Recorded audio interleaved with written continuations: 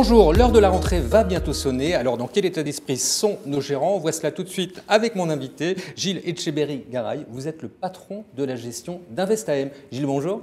Bonjour Bogdan. Vous allez bien? Bien, en pleine Alors, forme. dans quel état d'esprit êtes-vous justement? Positif, puisque en fait, l'été a été calme, Oui. ce qui était bien après une première partie de l'année plutôt agitée. Il n'y avait vraiment rien à faire cet été. Il ne s'est rien passé pour vous?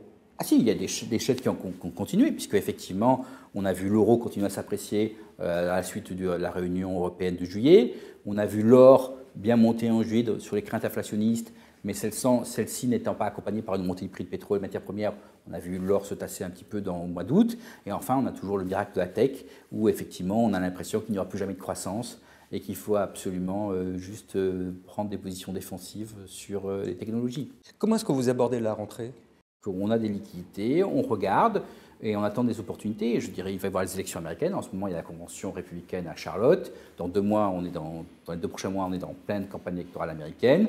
Après, 2021 approche à grands pas et on a bien vu que la grande opposition aujourd'hui entre les gens qui craignent l'inflation pour 2021 avec l'or, les gens qui pensent que la déflation ou que le Covid a continué avec la surperformance d'Amazon ou d'Apple, on approche 2021, ça va être tranché et ça va créer des opportunités. Oui, alors vous me parlez de 2021, moi je vais vous parler de la rentrée parce que vous avez un fonds que moi j'adore, c'est le Invest Latitude Patrimoine, je le suis parce que c'était un des rares fonds positifs durant la crise. Il est toujours en positif, il n'a pas fait grand-chose cet été, vous êtes resté très calme côté voilà, gestion. à l'image des marchés. Est-ce que potentiellement ce fonds peut encore délivrer de la performance d'ici la fin de l'année? Oui, si effectivement, comme je le dis, des opportunités se présentent. On a été pénalisé, c'est un fonds global, on a été pénalisé par l'appréciation de l'euro. L'euro est aujourd'hui probablement un peu trop cher, donc on va avoir des choses à gagner sur ce sujet-là.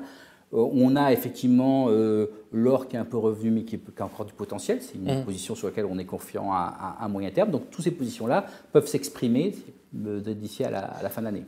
Je voudrais qu'on s'attarde 10 secondes sur le télétravail.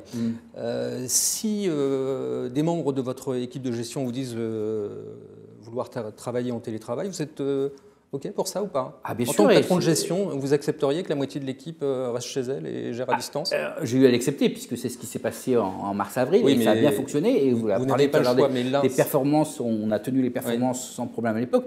Je dirais que moi, vis-à-vis du télétravail, c'est un outil. C'est un outil qui permet d'être efficient, de gérer les crises sanitaires, mais aussi les grèves, les déplacements, les urgences. Vous êtes pour ou contre? Moi, je suis plutôt pour.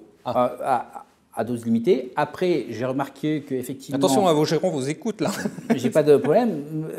Je dirais que j'ai vu que mars-avril, ça a marché, mais on commençait à perdre de l'efficience. Parce qu'on perd de la réflexion de groupe, de l'interaction, de tout ce qui n'est pas dit et limité. Et donc, effectivement, à court terme, j'ai pas de problème avec le télétravail. Dans la durée, l'expérience de mars, avril, mai a montré... ses limites. Ça avait des limites. Gilles, merci beaucoup en tout cas. Merci Bogdan.